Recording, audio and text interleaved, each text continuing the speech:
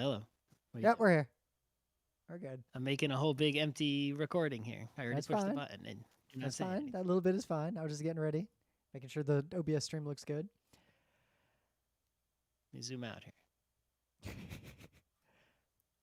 Now I wanted to sit here silent until you're like, wait, what's going on? Okay, I'll just stop the recording and make a new one. Yeah. It's Wednesday, January 20th, 2021. I'm Rim. I'm Scott. And this is Geek Nights. Tonight we are talking about the Chainsaw Man. I don't think it's the Chainsaw. It's just Chainsaw Man. It's just Chainsaw Man. But it's but there is only one Chainsaw Man as far as I can tell. Yeah. Yeah. So it is definite article Chainsaw Man. It's about the Chainsaw Man, not just a Chainsaw Man. The title of the book is just Chainsaw Man. But are we talking about the book or the character?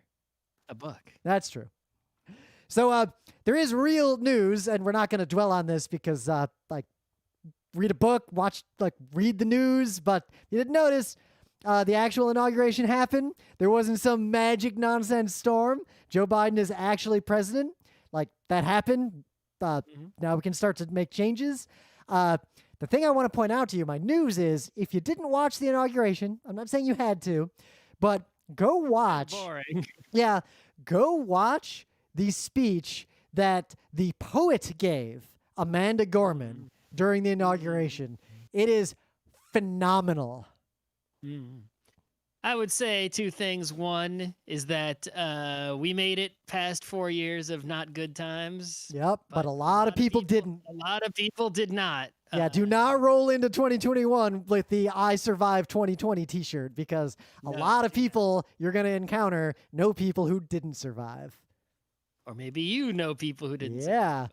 It's also going to kind of get worse before it gets better. Like, COVID's not getting better. I can't find the tweet because Twitter's search is garbage, but someone definitely tweeted in 2016, like, people are going to die because of this, and they were right. Whoever that person was, that they should be in charge. Yep. The other thing is, right, on the one hand, I'm going to put this in terms like a nerd can understand, right? Oh. Right? On the one hand, right, it's like, yeah, you know, the Executor Super Star Destroyer crashed into the Death Star, and the Death Star blew up, and the Emperor didn't actually die, you know, right? Whatever, right? He's not in power anymore, right? But there's still like a dozen other Super Star Destroyers around the galaxy still, right? So on the one hand, it's like, yeah, the Empire is still out there. But on the other hand, you can still sing Yub Nub right now. Yep, that's a point I've been trying to make on Twitter and other places. Like, yeah, we got a lot of work to do, but it is like totally okay to celebrate this victory. Right.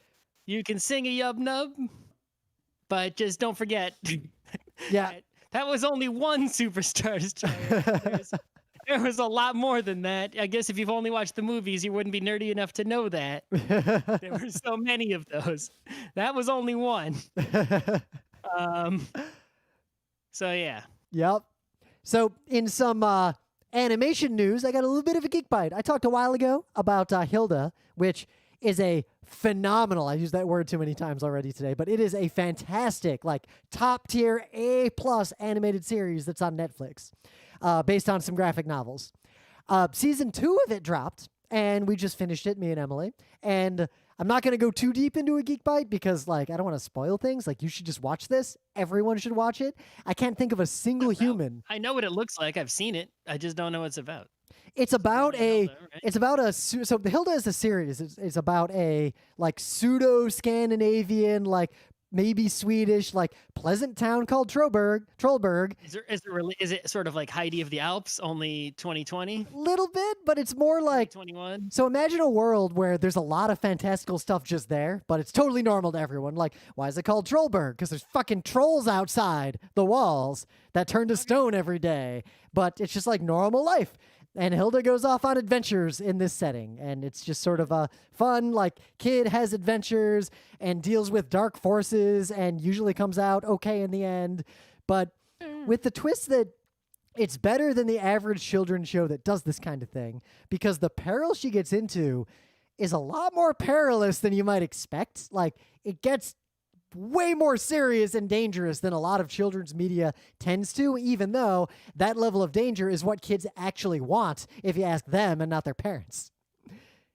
But so Hilda season 2, what I'm going to say about it is that it's just as good as season 1. Like, the show just continues to be utterly fantastic.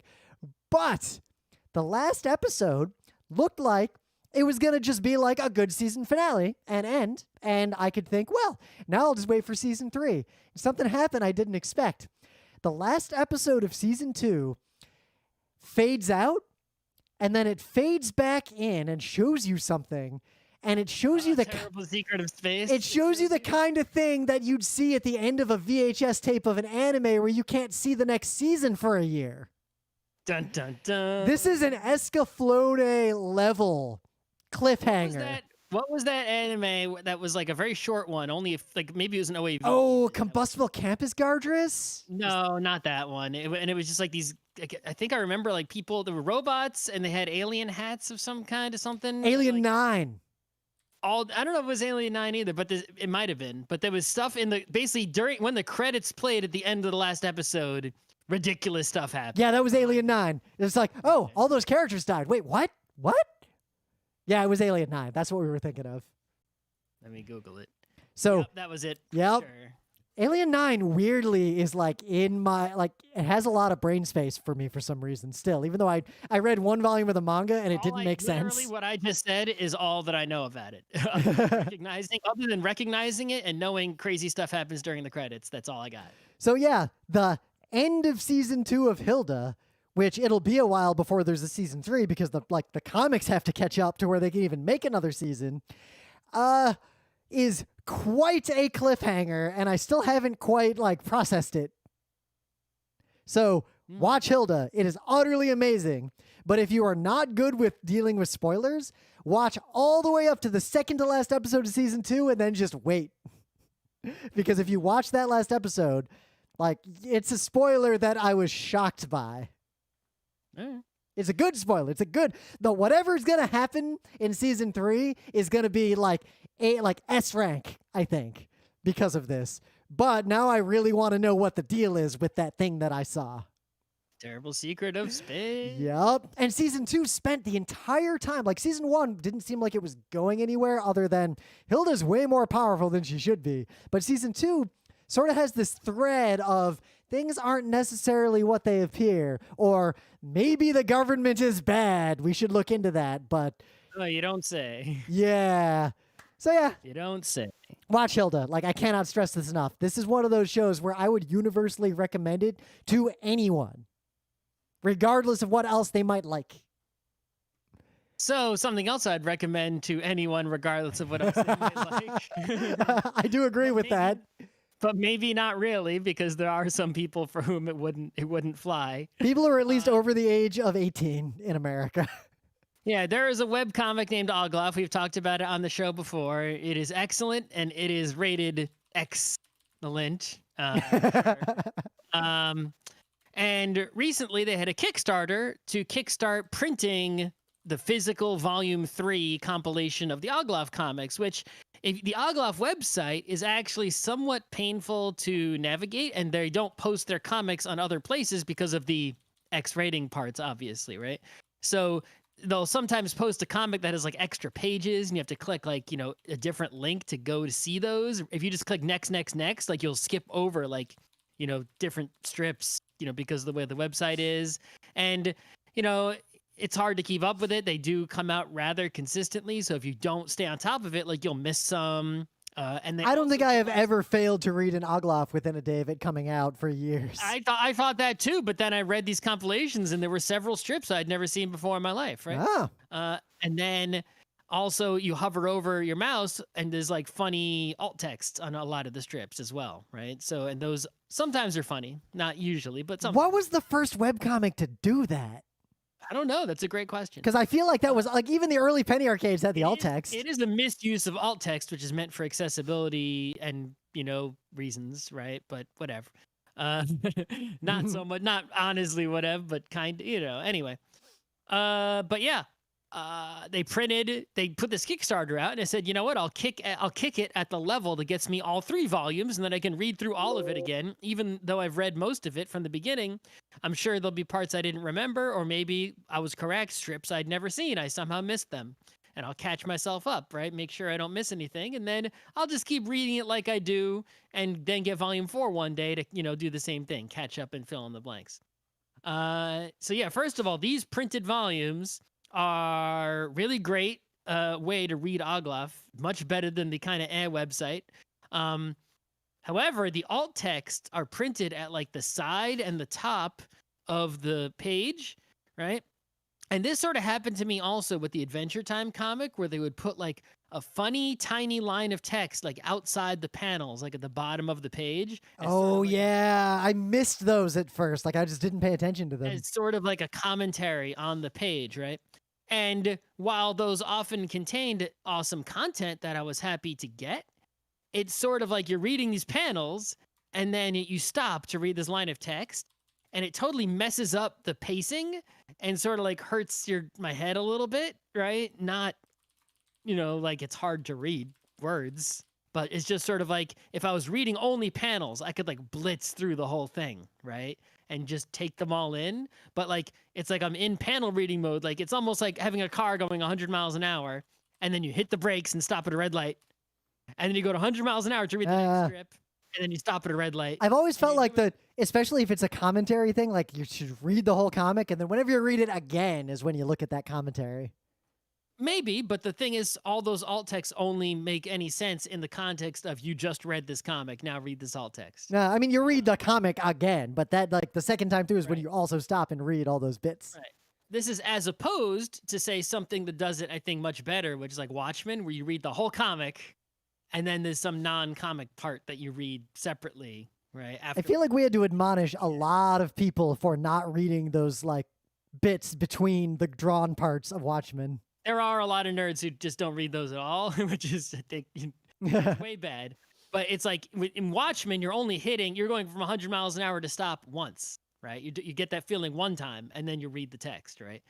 Here, it's like you're reading 2 rows of panels, and then you're stopping, and it's sort of like ow, ow, ow, over and over again.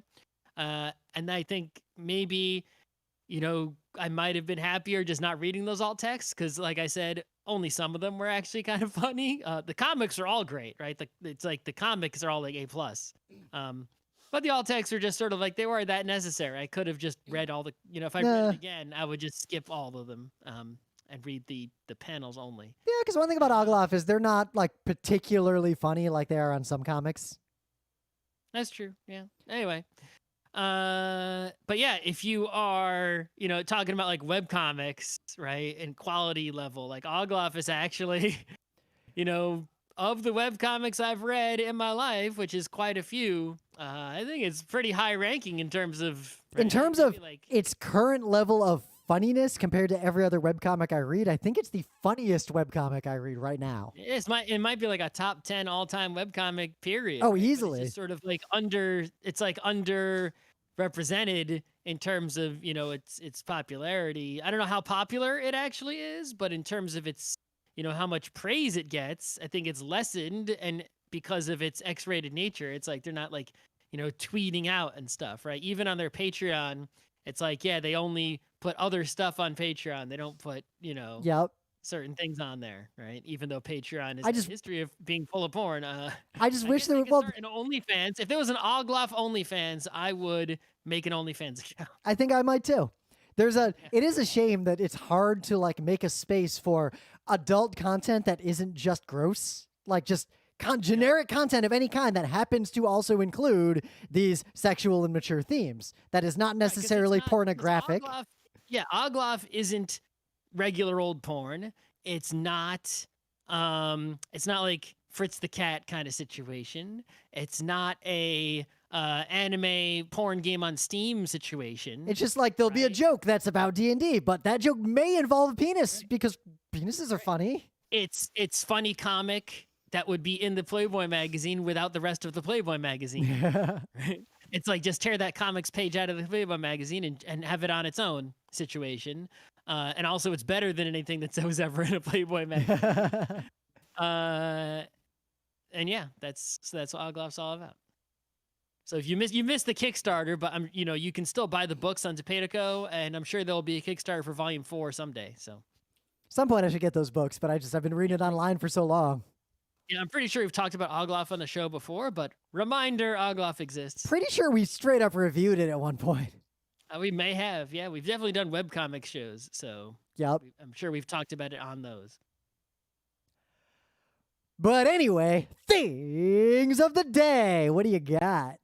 So a long time ago, I did a thing of the day where it was like an old Groucho Marx TV show, I think, and someone was on the show and they were trying to figure out who this person was or what had happened to them. And it was like, oh yeah, this person was like a child who was in Ford's Theater when Lincoln was assassinated, and that person lived to be on television, right? To sort of show you how, right? And it gives you a new perspective on like how time has passed, right? And I sort of saw that occurring again, right? Because it was MLK Day, and people love on MLK Day to correctly, right? I love it too, to post color photos of Martin Luther King to show you how fucking recent that was. It's like, yeah, if he hadn't been shot, he could still be alive, right? It's like Betty White is alive and she's older than he was, right? You know, Yep.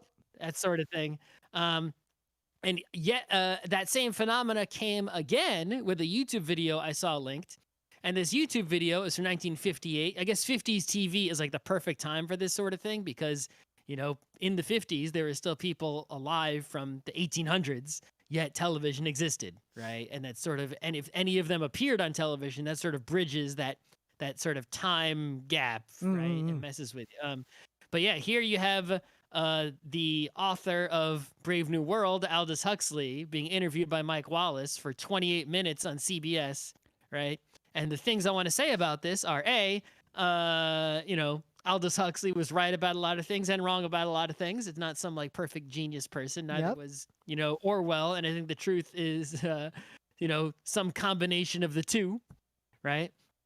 Number two, notice the way the interview is conducted. It's like Mike Wallace asks a question, Aldous Huxley gives an answer. Question, answer. No one's yelling over each other, right?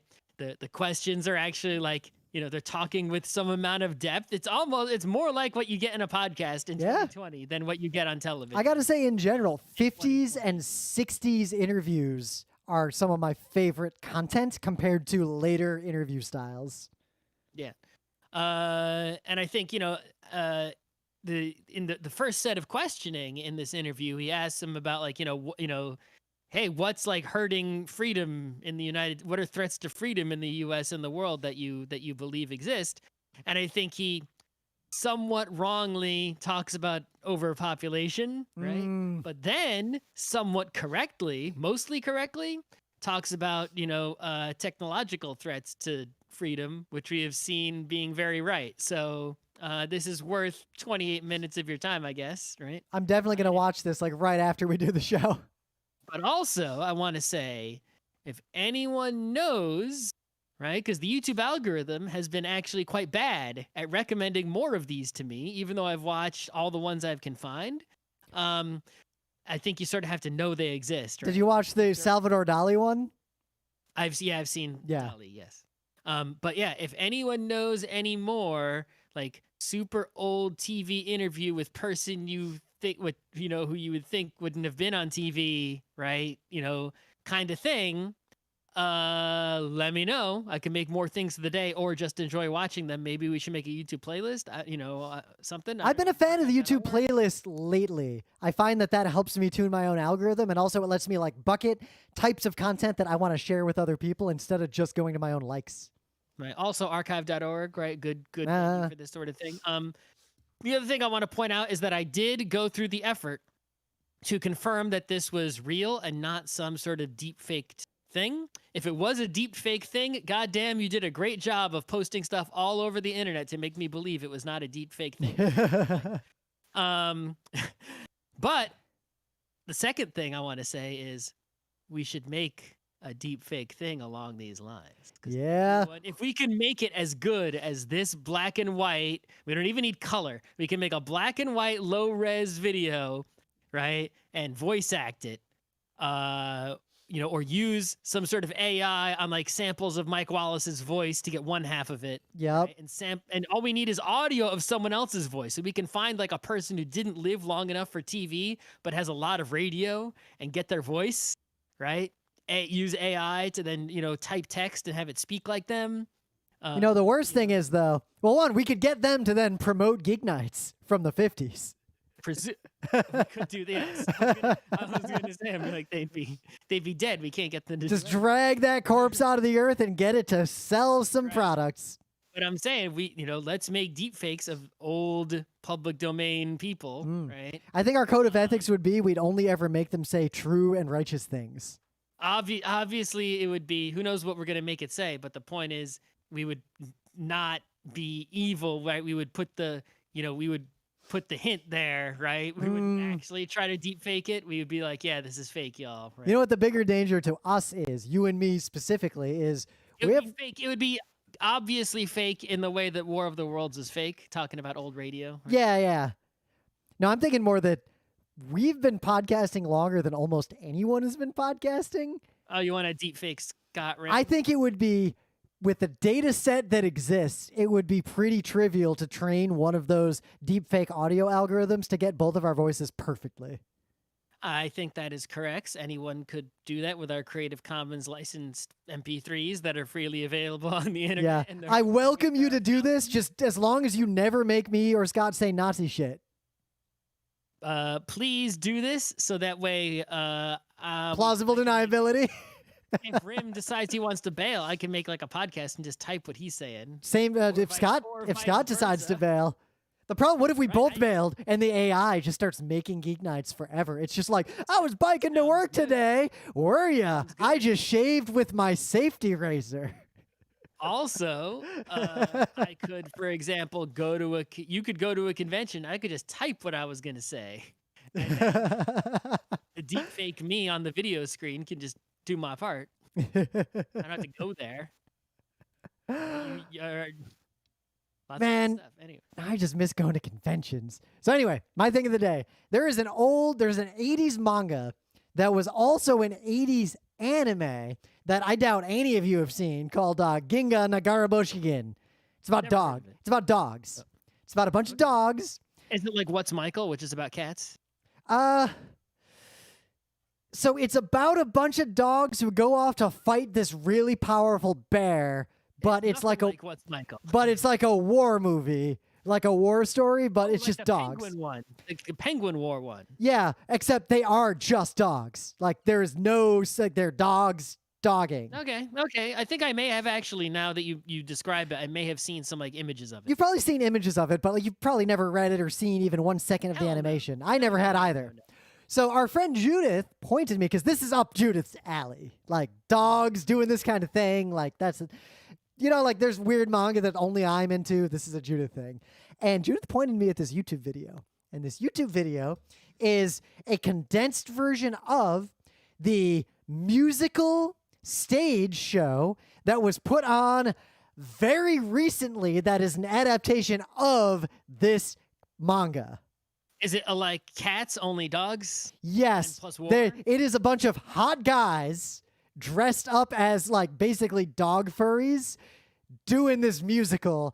And this video is 10 minutes of like choice bits from it with subtitles. I approve strongly. This is fucking amazing. That's right. Just you got to see it to believe it. And the thing that I want to point out to you to pay attention to are, look at how hot these guys are. And two, look at the bear. The bear is basically a Fist of the North Star villain singing his songs about how... No, he's a little more refined than Zangief. He's more like hot, massive guy. Yeah, with big like bear paw hand glove things. And he just appears like above the stage singing this song about how fucking great it is to be a murderous bear and how no one will ever kill him. So Gaston from Yeah. Beauty and the Beast. So Right I don't know if you need to watch the entire musical for real, but watch this video at least. And if you enjoy this video, it's probably worth your while to see the actual musical, but I don't know if it's worth your while to watch this 80s anime. I do wonder if in the post pandemic United States, right, if there is a greater, hunger for, theater, concerts, those I sorts of think things, there will right? be. I feel like I'm If going there to will go be, kind of crazy once I can right, go outside if again, there like going to is theaters. right, if there, it's hard to do anything on Broadway because Broadway is owned by a very small number of people who only let certain things on their Mm. stages, right? It's a very controlled platform. But, I wonder if community theater, instead of, most community theaters, they just sort of put on all the old plays, right? It's, existing famous plays is what they put on, right? Would there be some sort of, market? Because it seems like in Japan, you see a lot of, oh yeah, we put on there's like a stage show for fucking Yoapedal, right? It's like, all kinds of stuff has like they put stuff on stage that normally wouldn't be. It's like, Ah, how come no one in the US is like, and I don't even watch these things, right? But like, what are the popular TV shows in the US, right? Why isn't there like The Wire on stage? yeah. Sopranos on stage? Breaking Bad on stage? You don't even What are have to they? cover Game of Thrones anything. You on just stage. get like, you don't cover the whole show. You just do like this You just, musical stage you show. gotta you could just make like a, not 2-hour show. Yeah. Whatever. Just, take whatever popular fucking thing is on TV, they tried Spider-Man, that didn't work. Avengers might work, right? They turned up that dark, all right. But that would be on Broadway. Disney owns Broadway theaters, right? I think part of it might be licensing issues. I feel like I worry that I think the people that make those TV shows should just do it themselves. Don't license it to some, whatever, right? Do it yourself. Make it happen. my best guess is that they just don't think there'd be enough return for them. Right. If I was a producer of a TV show, I would be like, all right, our TV show ended its run. Let's try to get it on stages in places just to make more money and see what happens. And if it worked to any extent, everyone else would do the same thing, and that would start a whole thing. You do like a cross media thing where like every year or two, you just got to make one thing to rekindle interest in your whole like IP back catalog of whatever that thing is. Like Adventure Time, they're just releasing this HBO thing every now and then. Yep. But go big. If there was an Adventure Time musical stage play, I would go see that. See that shit opening night. Let's go. I don't care how crappy that is. Let's see it. I'm there. All right, in the meta moment, I have not read any more Tale of Hanzo yet because I read. I'm feeling a reading mood lately. Well, I'm starting to feel it too, partly because I can't go outside anymore. Between me and that book is volume 3 of Agloff. Well, I did pre-order Chainsaw Man volume 3, but that does not take long to read. I read the digital edition. I didn't read the paper one. Oh, I pre-ordered the digital version, meaning it'll just appear in my Comixology. Oh, okay, yeah. So, otherwise, you may recall a while ago, we appeared, quote, finger quotes, at Magfest for the first time because it was online, and we did a panel that was they only gave us like a 25-minute slot, so we didn't have time to like write a new talk.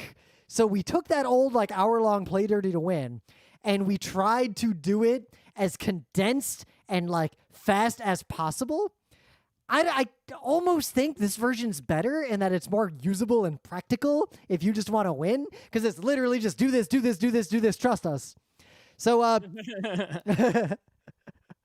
but there's no chatter. We didn't do anecdotes. It was really hard to put this together because we are used to talking. Like, we've spent so long doing panels that my brain, when I start talking to people, just says, like, there's this intrinsic timer of you've got 58 minutes. And everything ends in exactly 58 minutes for me, no matter what. It was really hard to make this panel happen, but we did it, and now it's on our YouTube channel, and you can just watch it if you didn't see it live at Magfest. I guess we should also mention Magfest is having like a huge drama. I was trying to not mention it because I don't want to get involved in nerd convention drama because... I think that's what I want to say, right? Is like, people are aware there's a huge Magfest drama, right? Yeah. And they might come looking to us since we have appeared at Magfest. Yeah, in fact, I'll even point out I've been added in threads about this on Twitter by 3 different people trying to get me to comment on it. Someone posted in our forum trying to get us to comment on it. Right, so the thing is like, it's such a drama And I'm not like, even though we appear at Magfest, have gone to it so many years in a row. Like, I don't know these people. I don't know the staff. And it's like, You know who I know on the staff? I know the people that like I work with to set up our gig.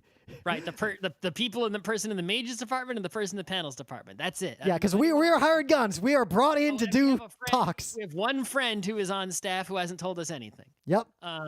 So it's like there's a drama there. The drama is so deep, and it's not some simple drama that I can just like make heads or tails of easily and be like, yes, no. It's like a complex, twisted drama, and there's all these documents and stuff, and it's like, I don't have time for that, right? I can't figure this out. So I'm basically not touching that drama with a 1,000-foot pole, right? It's like, it's got nothing to do with me, right? It's got nothing to do with GeekNights. We'll wait until that drama ends. When the drama has ended, because it still hasn't ended. It's like ongoing, continuous drama, right? Yep. When it ends, then we'll go and we'll see what the right thing to do is. Yeah. Until then, I got nothing to do with it. Magfest isn't happening, so I don't have to decide whether to stop attending, to continue attending. There's no Magfest anything happening. Yeah. So I'm just going to continue, in the meantime, not going to the non-existent Magfest until such a time, if Magfest returns and the drama's been sorted out and we can figure out the drama is, whatever the answer is to it, then we'll say something. Until then, yep. Don't come looking to us for answers on Magfest drama. Go to people who are way more involved in Magfest than we are. Yep. I will say, that Google Drive you refused to read, I did read everything in that thing. And I still have no fucking comment, no opinion. Like, I could not make head or tails of it. I got nothing to say, right, about that. Yep. No comment. The only convention drama I'll be involved in is when I am running a convention, and I haven't run a convention in a while. So, Chainsaw Man. So I heard about Chainsaw Man from the Twitters, obviously, other people, right? Yep. And it sounded like, a shonen manga with some ridiculousness, sort of like in the One Punch Man zone. Yep. It has like, the man in the title, right? It's in Shonen Jump, and you'd always see this picture that was like a dude with chainsaws coming out of him. Right, a dude with a chainsaw coming out of his face. You're like, that is the anime/manga style that I'm all about, right? A dude with a chainsaw coming out of his face called Chainsaw Man. That's amazing. That's right. I think that's all I need to know this is A+. But I read a summary, and the summary had my opinion lowered quite substantially, in fact, because the summary I read talked quite a bit about how this main character, Chainsaw Man, like his goal was to touch boobs. Yep. Now, judge anime by its cover. That is a red flag 100 feet tall. That is a crimson flag at the top of the flagpole. Like, start singing the Soviet national anthem. I was like, that makes me think Chainsaw Man is not going to be good, actually. I should just enjoy the fact that there is a person with a chainsaw coming out of their face. But then, there was so much tweeting. I said, okay, I will read. Chainsaw Man is available for cheap in digital form. I will read it digitally. I will not waste bookshelf space on it. Let's see what the deal is. So indeed, it was not lying. Chainsaw Man is a man who wants to touch boobs. Yeah, but somehow that is not the problem that I expected it to be. They dedicated way more ink to that plot line in the summary than there actually is in the story. Spoilers, I guess. He actually touches the boobs quite early on, and that stops mattering. Yep, and also... It's not in the sort of, perverted anime kind of way. Yeah, it is. It kind of is, but it's not intrinsically bad in the way that I would say it is fucking intrinsically bad when that comes up in most anime. Yeah, and actually the lesson that he learns almost immediately is like, yeah, just touching some random person's boobs who consensually lets you touch them isn't that exciting, right? It's like touching boobs of someone that you're, in love with and intimate with is what you're really after. So it got bugged me. He was like, all right, read Chainsaw Man. It's actually good. We'll do a show on it. Yeah. And I think what you told, because you told me more to try to sell me on it to actually get me to read it. Because when neither one of us, if either one of us recommends something to the other one, like it never gets consumed unless there's like the right tickle.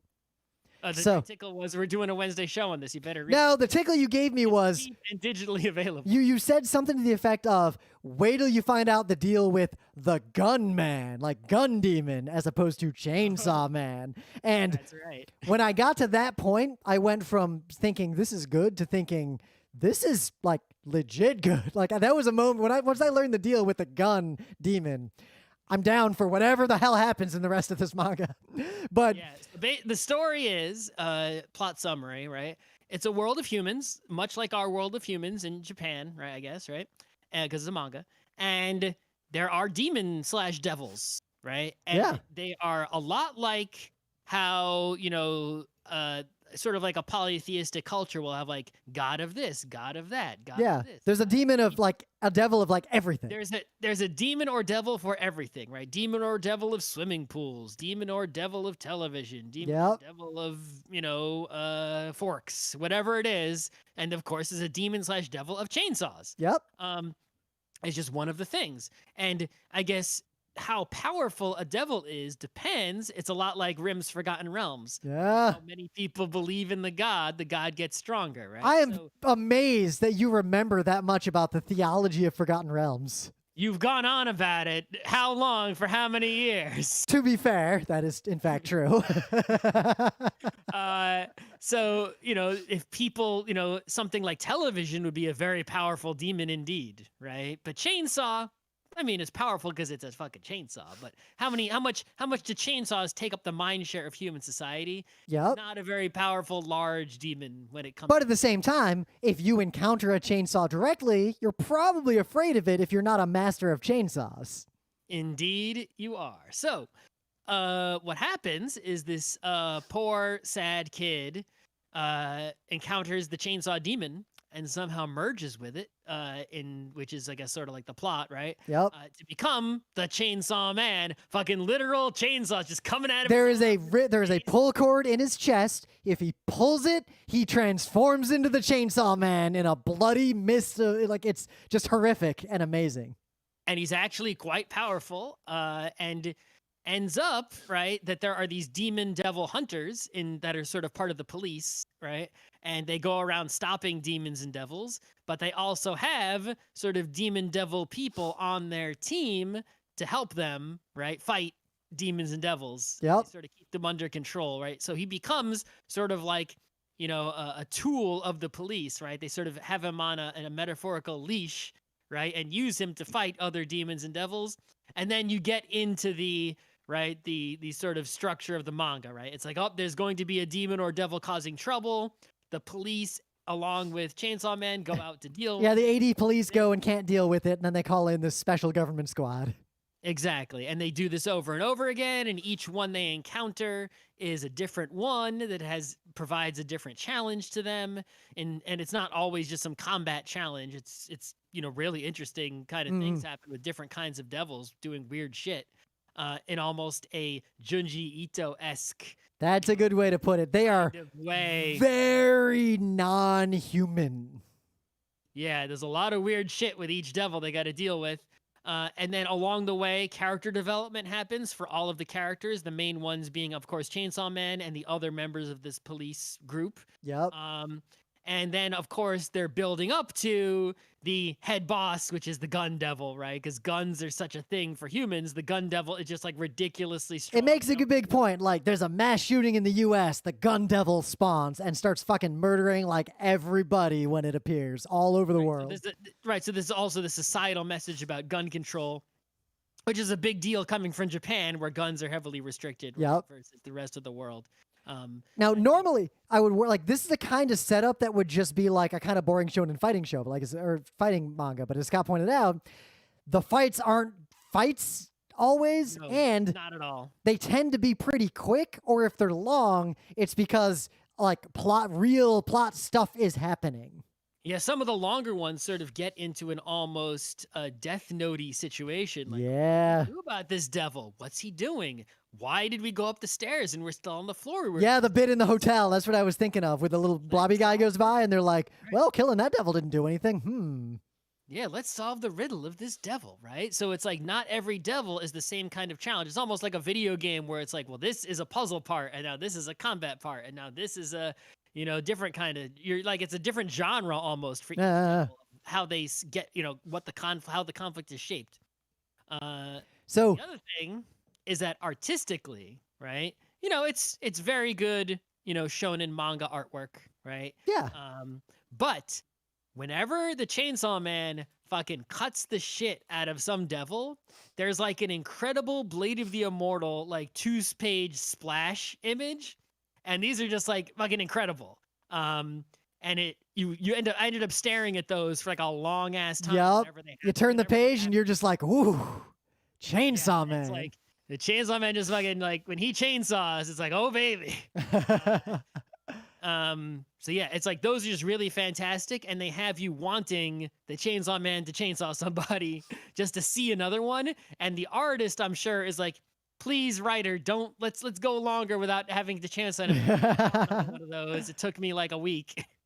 The other thing about it, though, that I cannot stress enough is that it's very funny, and it's funny in a lot of different ways. Like, it's not like a lot of comics and manga will have like very simple jokes, or like the same joke happens over.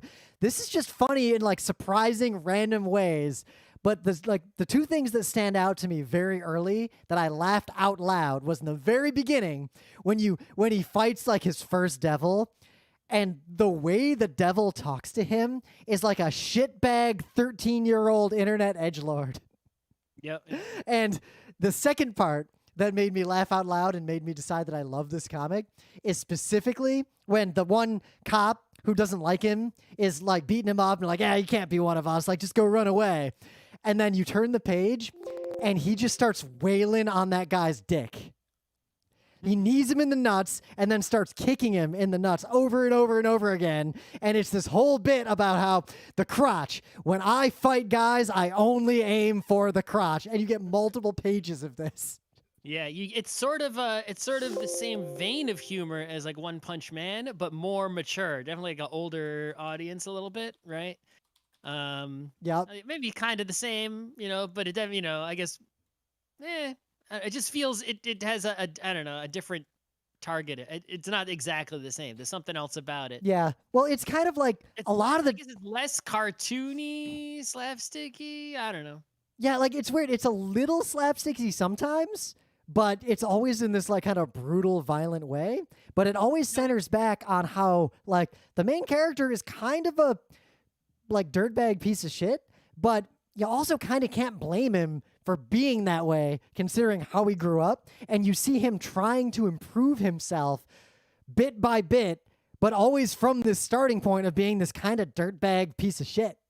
He is right, but it's like he also is very introspective, and like you'll see the main Chainsaw Man like thinking about like what should I do? Right? He's actually like thinking about his own life. Yeah. What are the right and wrong things to do? Like he has this really dumb goal, like I want to touch a boob, like that, like cause like that's the kind of person he is.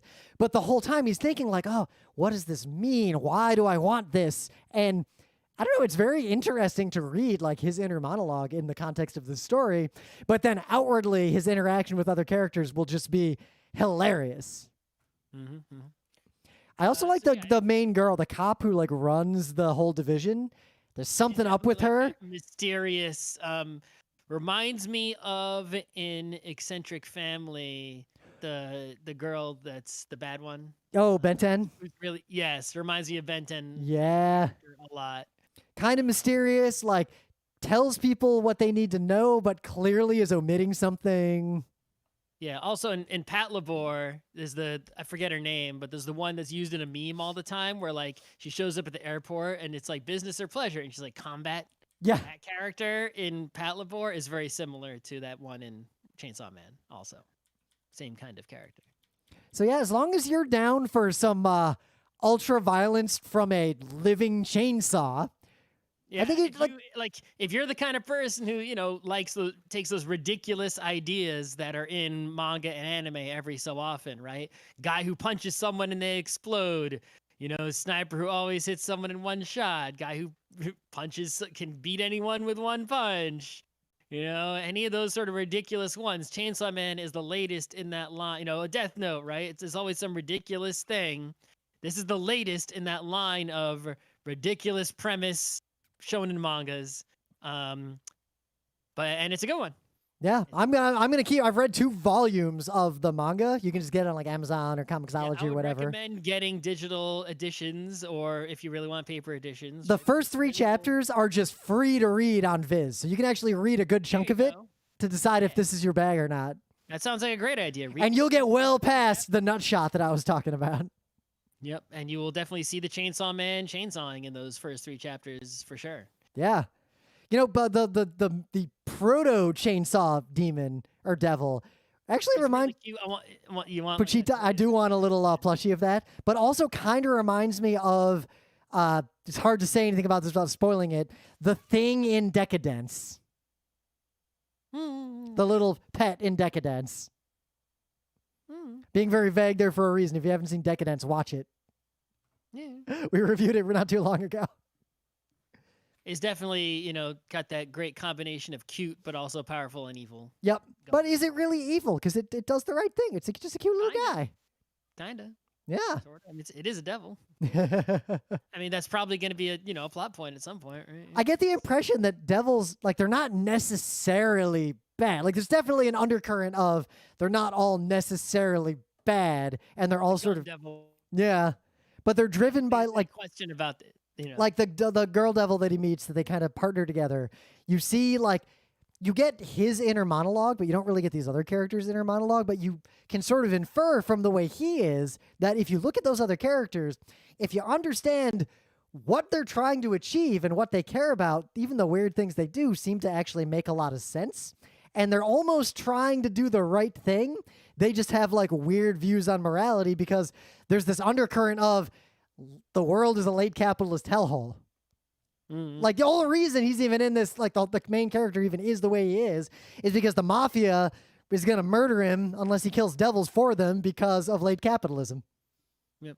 That part also reminded me of, like, Kaiji or whatever. Yeah, exactly. So it's sort of like, I've mentioned so many different other mangas, right? And I guess it's sort of like a mixed salad, right? Of these, like, components and characters that I've seen all before, but, like, such a wide variety of them all together, right? In a new formulation, right? That it feels completely fresh. Even though I can relate it, I'm relating it to all these other things. At no point when I was reading it did it feel like, this is just X redone. Right? Yep. It felt like a completely new kind of deal, except for the fact that it was a shonen manga with a ridiculous premise. Yep. And the last thing I'll say, because we can wrap this up, is it does not drag at all. It moves pretty quick. Oh, yeah. All the fights, like I said, are pretty much just like, I'm going to chainsaw you, chainsaw, something. And then the 2-page splash where he, chainsaws something. That's it, right? It's not like, Naruto, I'm going to use my technique. Oh, no, I better use my... None of that. That does not happen here. The fights are real quick when they happen at all. All right, I think that was a good show. Stop. I think we went long enough.